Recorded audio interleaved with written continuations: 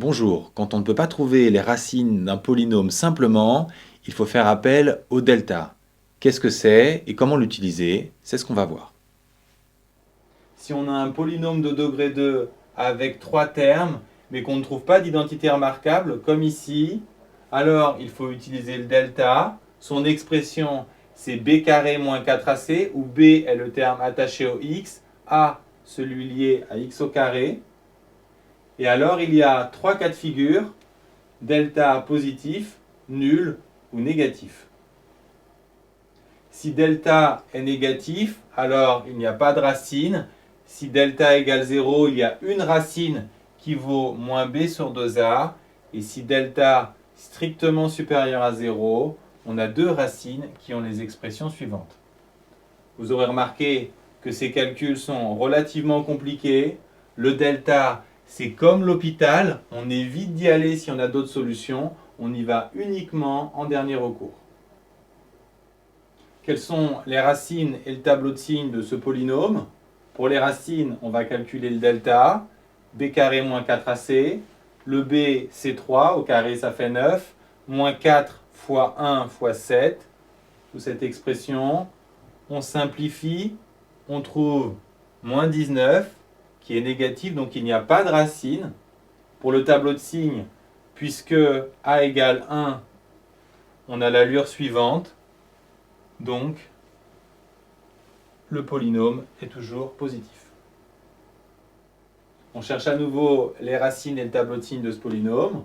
On calcule le delta, b carré moins 4ac, on remplace par les valeurs, on simplifie, on trouve delta égale 0, ce qui signifie qu'il y a une racine, moins b sur 2a. On remplace b et a par leurs valeurs, on trouve 5. Et n'oubliez pas, le delta c'est l'hôpital. Si vous identifiez ici une identité remarquable, vous aviez la racine tout de suite et sans calcul. Enfin, pour le tableau de signes, a égale 1, donc on a l'allure suivante, et le tableau de signes, la fonction est toujours positive et s'annule en 5.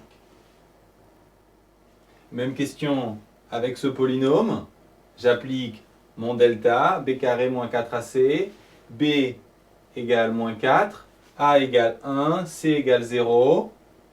Je remplace. Si vous pensez que je fais n'importe quoi, vous avez raison, car b, c'est le terme qui est relié au x et il n'y en a pas. Donc en réalité, le b, c'est 0, le a, c'est 1 et le c, c'est moins 4.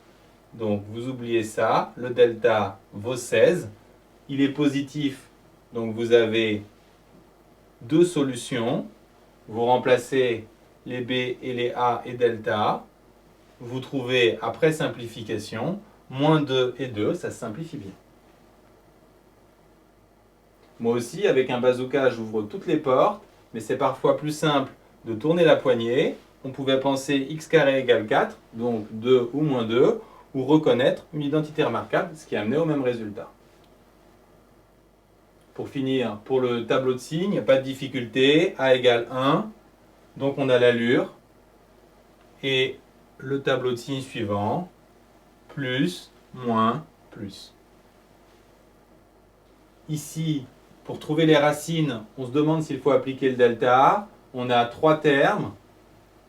On cherche une identité remarquable. On a un carré ici.